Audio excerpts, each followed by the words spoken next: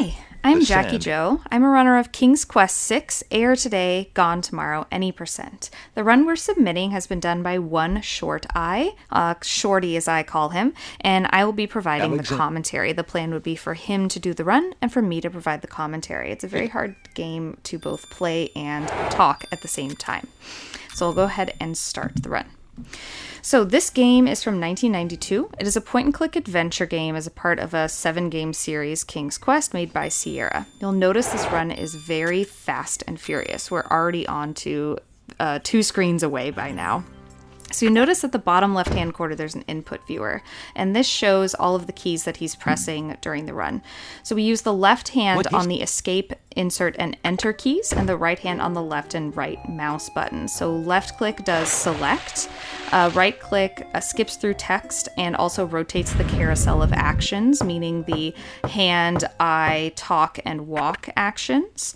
The escape button closes the inventory, insert switches the carousel to walk, and enter does select. If you hold down enter, it rapid fires the select. So you notice there's a lot of things happening very, very quickly, and that input viewer is going a bit nuts. It's very, very fast. So I'll talk a little bit about zips. So you notice there are some times where Alex speeds very quickly across the screen. You'll notice it on the next screen that we're going to come to, where he's going to zip very quickly off the screen.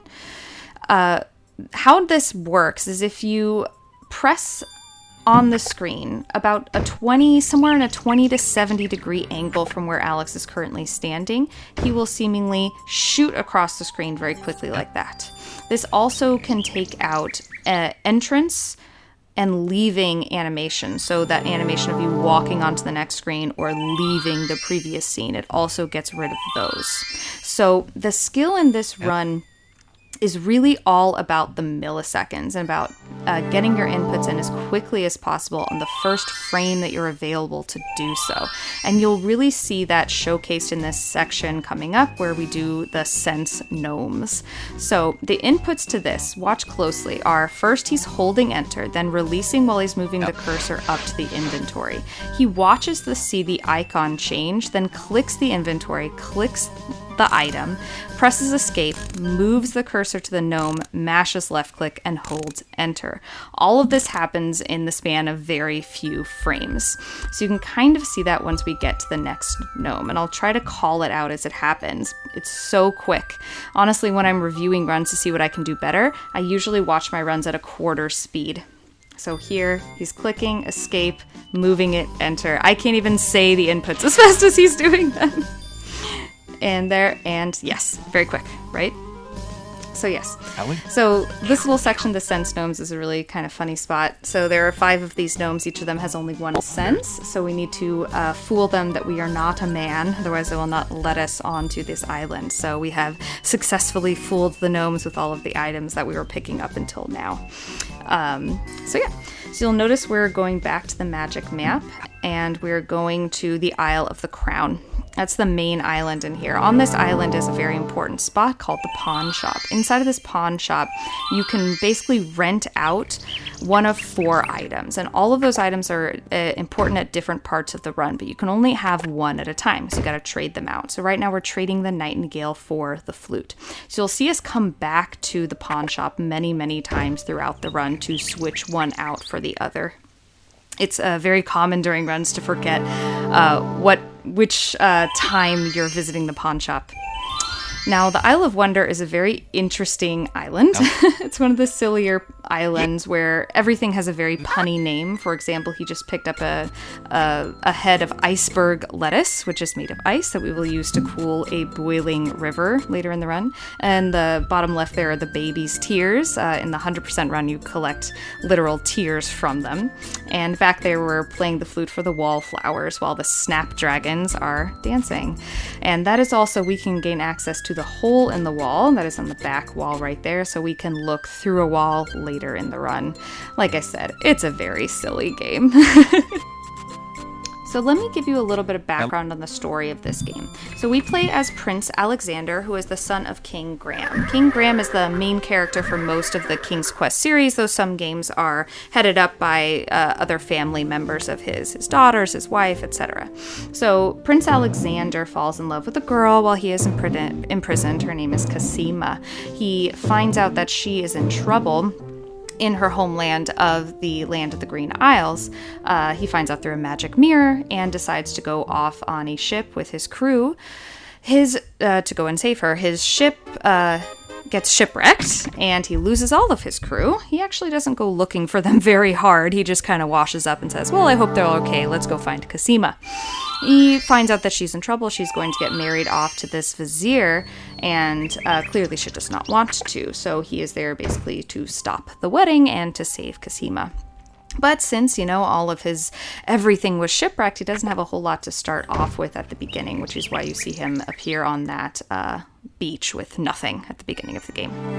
Anywho, so the next section actually has a glitch that I discovered back in 2015 that I lovingly call the Moonwalk glitch. It has to do with initiating an action while a cutscene animation is still playing out. So you'll watch him walk backwards like this, where he just kind of slides back and then spins around in a circle. The spinning around does nothing, it just looks really cool. The moving magically backward does save a little bit of time. But basically he's doing that pickup animation and moving at the same time. And there are a couple animations that you can do that with. It's a little rare in the game, but there are definitely several that you can do that with, and you might catch a few others later in the run.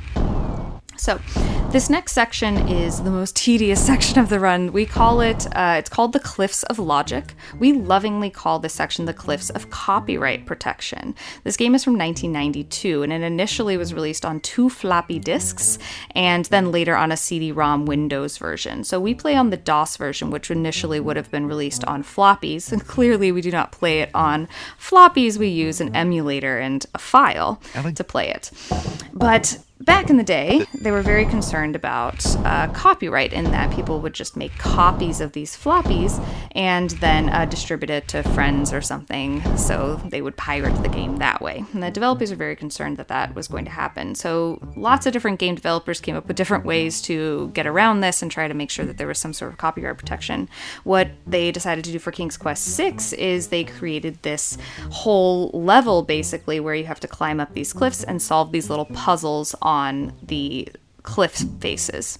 Like, for example, this one, it's just 4 dots. How could you possibly know from any information on the screen how to solve that puzzle? Well, you wouldn't. That information would come in the paper guide called the Guidebook to the Land of the Green Isles that came with this game when you purchased it legally. All of those clues and the solutions to these puzzles would be in there. For example, some of them you'll see have a lot of glyphs on them, and there would be a glyph translator, and would have also poems, I believe, and the answers to the poems are then translated in the glyphs, and then you would solve it that way. So this part of the run, though tedious, is not without danger. Each one of these little rocks that you're climbing up have very small amounts of pixels that work to click on, and if, of course, you click somewhere else, you will fall off the cliff face and perish, and your game and your run is over. So you can't mentally check out too much when you do the Cliffs of Logic, which is unfortunate. I'll also mention how he does the select action. So you'll notice he's holding enter but also mashing left click. This is to bypass the wait time there is for the rapid fire of holding enter to activate. So by mashing left click and holding enter, you get to select whatever it is that much faster. So we run this game on the DOS version. We play it in an emulator called DOSBox ECE. We used to run in scummvm, but there was a problem with different hardware. So if you had a system that had a very fast CPU, Alex would actually stumble on the Cliffs of Logic. He would do what's called a whoa, wait a minute, meaning he was almost falling off. And these whoa, wait a minutes, or whoa whams, would add up quite a lot. So you could lose, 15 or 20 seconds just because of your hardware. So we as a community decided to move over to DOSBox ECE to make it more of an even playing field. I'm going to talk about the following section because it goes extremely quickly And there's a lot of things to take in a very short amount of time, so I need to talk about it early. So the next section following this is called the catacombs. So the story is inside of the catacombs is a minotaur, and this minotaur has captured the princess of the winged ones. That is the people you will soon meet that have, giant wings and are a special brand of people, I suppose. They basically voluntold Alex that he's going to save the princess inside of the catacombs since he's made it up the mountain. So he gets thrown into the catacombs and has to make his way through. Now, speedrunning wise, this is very important for zips. It is a long path through the catacombs, and on each and every screen is one section of the catacombs, and on each screen you can zip. There are some screens where it doesn't make sense to zip when you go straight across the screen. A lot of the times it doesn't actually save any time, but for the vast majority of screens it does. And on each screen that you get a zip, it does that screen 10 times faster than if you didn't. So anytime that you miss a zip on each screen, you're losing several seconds, which means by the end of the time you exit the catacombs, your PB could be shot. So Shorty's goal on each screen is to zip across. Anytime he misses one, he gets a slow walk onto the following screen like that. This little maze in here is also copyright protection. This also comes from that guidebook to the Land of the Green Isles that shipped with the game. So you see how quickly he's moving and how important it is to move the cursor on each screen to the next area on the following screen that you know it needs to be to get the zip. That's where a lot of the challenge in the catacombs comes from, is pre-moving the cursor and memorizing exactly which location it needs to go, not just on the screen you're going to be on, but on the screen that is previous to it. So a lot of us memorize little pixels on the previous screen, so that way we know where to put the cursor, so that way it's in the correct place for the following screen. It's very challenging. This little section of zips that's coming after this little cutscene is probably the most difficult part in this entire run. There are several zips, one right after the other. There is very little time in between each to move the cursor to the correct location. And of course, the quicker you move the cursor, the easier it will be. So here, and here. He's constantly moving this cursor very quickly across the screen so you can kind of see it needs to go into the correct places. Like that. Very skillfully done by Shorty. So you'll notice he's going to zip up there to the Minotaur. What that does is it's actually going to speed up the following cutscene. If you zip on a screen and then later on that screen there is a cutscene, it will speed up that cutscene because you zipped on the screen before the cutscene was activated. So watch right here where suddenly they're just going to walk stupidly fast. Yep. That is because that scene has now been zipped. So yeah, so if you miss that one very crucial zip towards the Minotaur, you can lose, oh gosh, I don't know, maybe 15 seconds, a very, very long time. That is a big run ender. I've seen a lot of people lose their runs by missing that one zip on that one screen. It works for some cutscenes. It doesn't work for all. It really depends on the cutscene. I think some of the cutscenes were programmed to use the normal walking speed, aka the CPU's walking speed, whereas some are fully animated cutscenes. So it really depends on which one. So there are a couple that we can do that with, and there are a couple that we cannot. So some history of the run. I first came upon this in 2015, in the summer of 2015. There were only 2 runners at the time. The previous runner, Bill Bull, his world record was 25:55, and currently it's 18:57. So you've seen a lot has changed in the past few years. When I started running there, I found that Moonwalk glitch, and I incidentally found the zips, though I thought it was a version-specific thing to scummvm. Now, so I used only scummvm. Now, the problem with scummvm was there was a crash that happened every single time you did the run, no matter what. And it always happened at that Oracle cutscene that we saw before. So what we would do, which seems silly in hindsight, is that we would save, reset the game, and then load our save to prevent the crash. Now, of course, doing this lost about 35 seconds. Even with that, because of the benefit of the incidental zips that I found without any setups or intentionally doing zips, the time went down to 23:24. That's including that 35-second reset.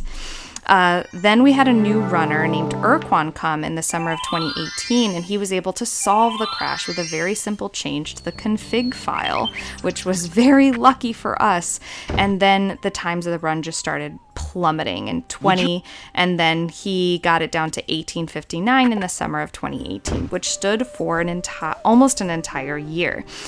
Shorty was able to really optimize the zips and find setups for these zips so we could get them more consistently, and he was able to beat the world record very recently in July of 2019, and his record is now 1857, which is still standing today. It's a very good record. He doesn't have a whole lot of time save in it. We actually compared all of the times from all of the different runners in this, and we think kind of the bottom right now for this route is about 1850, maybe 48. But you can see there's not a whole lot of overall time save. This is about doing things, a few frames faster, and maybe the very, very few mistakes that he made in the run, which, like I said, are very few. Shorty is great because he tends to be very consistent when he does runs. Not like me, who tends to mess up all the time and reset a lot. So the next section we're coming to is the last section. We're finally going to go inside this castle and try to save Cosima. She is locked in a room near the top of the castle. We need to gather a few things from inside the castle and slip her dagger that you can see in that inventory. Now, to get into the castle, we put on the old clothes that we got from Beauty a bit earlier so we can sneak in. I don't see how this disguise is, satisfactory at all, but I suppose these are guard dogs. Maybe they're not as used to looking at human faces. Yes, again, it's a very silly game. The guard dogs are dogs. They're adorable. So the next section has the only RNG in this run, and we call this guard dog RNG. So on this screen, you see these dogs are walking back and forth, and the time that they turn around is RNG. So we need to place this nightingale on the floor as soon as possible, because that we found out if you can get on the very first frame, it makes the RNG as perfect as it's going to be, which ends up being, we tested it 97% good, 3% bad. It does still happen though, where you have a very good run and you get bad RNG. It's possible. It's extremely rare. If it were to happen at a GDQ, I mean, I don't even know, but crazier things have happened at GDQ. It was actually confirmed in the source code that it was RNG. It was always kind of a myth, but I tested it. And yes, it is absolutely RNG, how quickly they turn around. So yeah. So now we're just finishing up the last part of this run. We're going to go down and stop the wedding, expose the genie, who is impersonating Cosima at this time. So that way we can, make sure Alex gets the girl. So that's what these are about. I will tell you guys at the very end of this run, it is tradition for me personally to sing the song that happens when you beat the game. So these later King's Quest games are also famous for having these very cheesy, very 90s songs at the end. And the one at the end of this game is called Girl in the Tower. It is fantastic. If you are interested in seeing that, you can look up any one of my personal PBs where you can hear me saying nobody else in the community does the song, but they should, because it's really quite entertaining. This song is one of those so bad it's good songs. Would be happy to sing it. So yeah, so you can see here Cosima is over there in the corner, but we gave her this dagger. So even though this is a story that's all about, a guy saving a girl, at the end of the day, it's really the girl that saves herself, which is kind of a nice little twist that I'm happy that Roberta Williams put in here. So you'll see that we'll fight Alhasred, and then Cosima will actually be the one to do the final blow onto him. So that's very nice. But yeah, thank you so much for watching this submission. I really hope you guys consider having King's Quest, any one of the King's Quest games in a GDQ. I'd be really happy to see one of them. They've never been in a GDQ, so it'd be a totally new thing. It's also a bit of a different kind of nostalgia. These games are all from the 80s and the early mid-90s, so it's a different kind of age group, the slightly older, 35 and up crowd are really the big fans of this game. To my knowledge, it has never been in a GDQ. I think there was one in RPG Limit 2016 that was Quest for Glory. It's very similar. Also made by Sierra and Roberta Williams, but never King's Quest. We have other people submitting King's Quest runs from our community. Kasima, we have Lumophile, who is right? submitting the entire King's Quest collection as well, which is all of the games 1 through 7. We'd be really happy to see any of them in a GDQ. So thank you so much for your attention, and hopefully we'll get to see you there presenting this lovely game to the community.